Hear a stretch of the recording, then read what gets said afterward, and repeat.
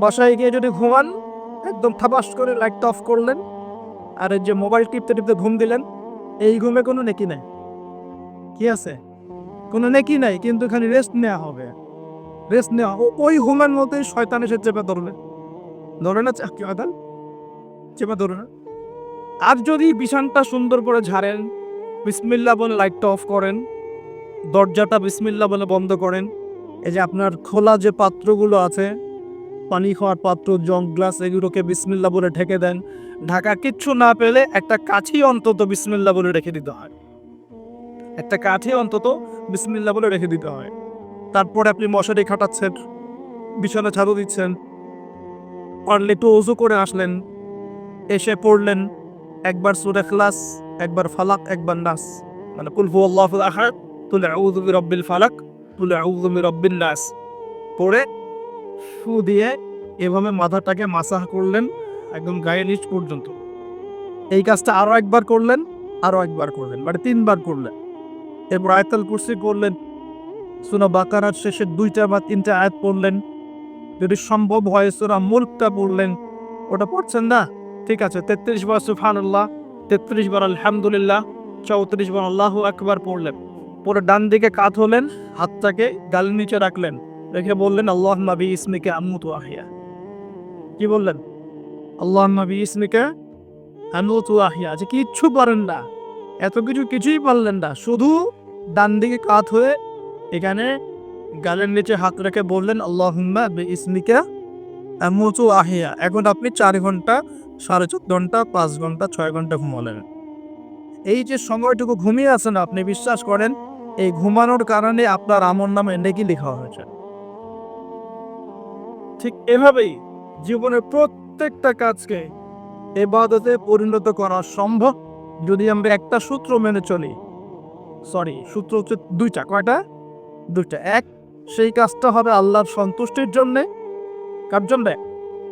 আল্লাহর সন্তুষ্টির জন্যে। আর 2, সেই কাজটা হতে হবে আমাদের প্রিয় নবী মুহাম্মদুর রাসূলুল্লাহ সাল্লাল্লাহু আলাইহি ওয়াসাল্লামের তরিকা আর সুন্নত মোতাবেক। ব্যাস, শেষ। এভাবে আপনি জীবনের যে কোনো কাজ ইবাদত বানাতে পারেন। তাহলে এখন বলেন, 5 ওয়াক্ত নামাজ নবীর তরিকায় পড়া যাবে তো ইনশাআল্লাহ?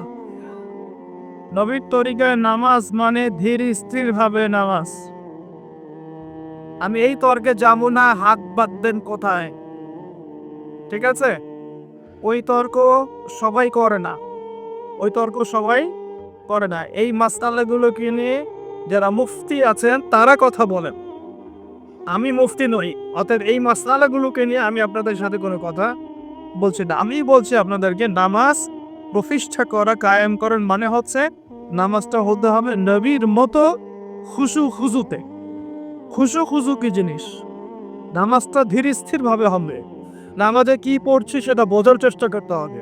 নামাজে কি বলছি আল্লাহর সাথে সেটা বোঝার চেষ্টা করতে হবে।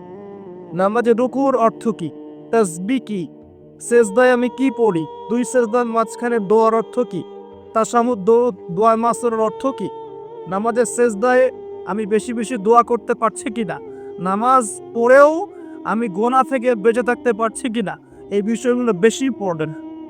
আমি কি বুঝতে পারছি?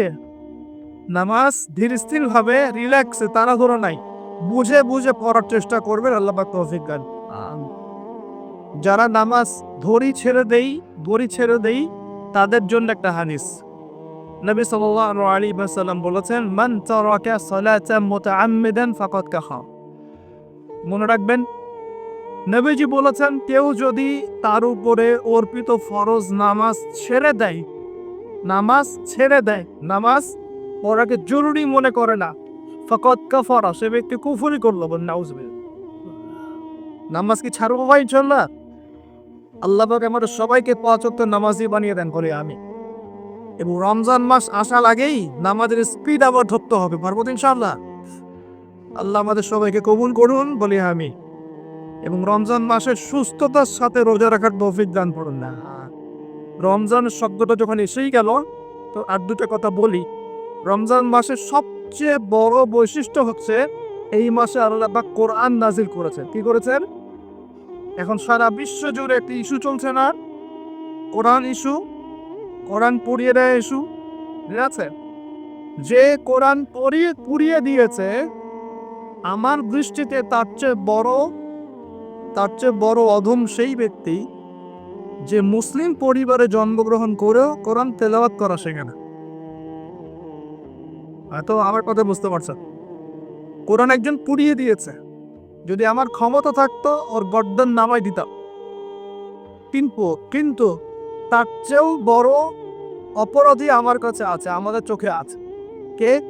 যে মুসলিম পরিবারে 20-30-40 বছর থেকে আছে, মুসলিম সমাজে মুসলিম পরিবারে নামাজে যায়, ইমামদেরকে চেনে, আলেমদের সাথে সম্পর্ক আছে, এরপরেও সে কোরআন তেলাওয়াত করতে পারে না। এ বড় অপরাধী আমার কাছে। কে বড় অপরাধী? এটা লজ্জার না? একটা মুসলিম পরিবারের থেকে আমি কোরআন তেলাওয়াত করতে জানবো না, লজ্জার না? নাকি আপনারা সেই সব শায়েখ হতে যাচ্ছেন এ কোরআন তেলাওয়াতও করতে জানেন না, বাহাসের জন্য ডাকে মানুষকে? দেখেন নাই এরকম আছে না? মনে হয় যেভাবে ইসলাম পালন করা যাবে। ইসলামের জ্ঞান অর্জনের প্রথম ধাপটাই হচ্ছে বিশুদ্ধ করে কোরআন তেলাওয়াত পড়াশোনা। প্রথম ধাপ কি? আগে বিশুদ্ধ করে কোরআন তেলাওয়াত করা শিখতে হবে। এরপরে আসবে কোরআন হিফসের ব্যাপার, আরবি ব্যাকরণ শেখার ব্যাপার, কোরআনের তাফসীর করার ব্যাপার, হাদিসের ইবারত পড়ার যোগ্যতা অর্জন করার। আস্তে আস্তে আকীদা পড়বে, উসুলের বই পড়বে, ফিকহের বই পড়বে, তারপর এই যে আপনার কুতুবে সিত্তা পড়ে শেষ করবে। তারপরে গিয়ে সে মাশাআল্লাহ একজন দাঈ, আলেম, মুফতি এগুলো হচ্ছে, আলহামদুলিল্লাহ। তো শুরুটা কোত্থেকে হচ্ছে? শুরুটা কোত্থেকে? কোরআন বিশুদ্ধ করে তেলাওয়াত করা। এই শুরুটাই যদি আমাদের ঠিক না হয়, তাহলে কি কোরআন ঘরে রেখে খালি চুমু খেলে হবে? কোরআন কি খালি চুমু খাওয়ার জন্য? কোরআন থেকে তাবিজ লেখার জন্য? কোরআন বাবা মারা গেলে কোরআন তেলাওয়াত করবে এই জন্য? 40 দিন কোরআন তেলাওয়াত করবে এই জন্য? কেউ মারা গেল, বাস আমরা কোরআন দিয়ে একটা মাহফিল করে দিলাম, বাস সব হয়ে গেল? আস্তাগফিরুল্লাহ। আল্লাহ পাক আমাদের সবাইকে যেন কোরআন তেলাওয়াত শেখার তৌফিক দান করেন। একটা চ্যালেঞ্জ গ্রহণ করেন যে আমি নিজে কোরআন তেলাওয়াত করা শিখবো, আরো 10 জনকে শিখাবো। যা বলা যাবে না? যদি এই একজন প্রত্যেকে যদি নিজে শিখি, আর প্রত্যেকে যদি 10 জন করে শিখাতে পারি, শোনেন, প্রত্যেকে যদি নিজে শিখি এবং নিজ নিজ পরিবার বা নিজের আমার আন্ডারে যারা আছে, মনে করেন আপনি একজন একটা গার্মেন্টসের মালিক, আপনার আন্ডারে অনেক মানুষ চাকরি করে না? নিজে নামাজ পড়লেন, নিজে কোরআন তেলাওয়াত করে শিখলেন, আপনি যদি তাদেরকে নৈশকালীন কোরআন শেখান, সবার নেকি আপনি পাচ্ছেন না? আপনার পরিবার আছে, পরিবারে আপনি নামাজ পড়েন, এখন আপনি কোরআন তেলাওয়াত করতে জানেন, এখন আপনার মা, বোন, স্ত্রী, সন্তানদেরকে আপনি শেখালেন, এই পুরো পরিবারটা কোরআন ওয়ালা হলো না? একটা সমাজের দায়িত্বশীল আমি। হ্যাঁ, চেয়ারম্যান সাহেব মনে করেন বললেন যে আমি নামাজ পড়ি, আমি কোরআন তেলাওয়াত করতে জানি, আমি এলাকার সব মানুষকে কোরআন তেলাওয়াত করা শেখাবো ইনশাআল্লাহ। পারা যাবে না? এভাবে যদি সবাই দায়িত্ব নেই, আমার বিশ্বাস 10 বছরের মধ্যে বাংলাদেশের 16 কোটি মানুষের কোরআন শেখানো যাবে। ওই দিন আর স্লোগান তুলতে হবে না, জাল কোরআনের আলো ঘরে ঘরে চালো, অটোমেটিকলি সবার ঘরে কোরআন জ্বলে যাবে। জানবে না? এই কাজটা না করে খালি স্লোগান দিলে কাজ হবে? বলেন তো কাজ হবে?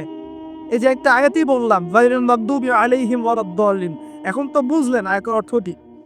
আল্লাহর রাসূল আমাদেরকে বলছে তোমরা ইহুদিদের পথ অনুসরণ করো না, তোমরা নাসারাদের পথ অনুসরণ করো না, কিন্তু বাস্তবতা হচ্ছে আমার সব ক্ষেত্রেই ওদের আদর্শেই চলছে।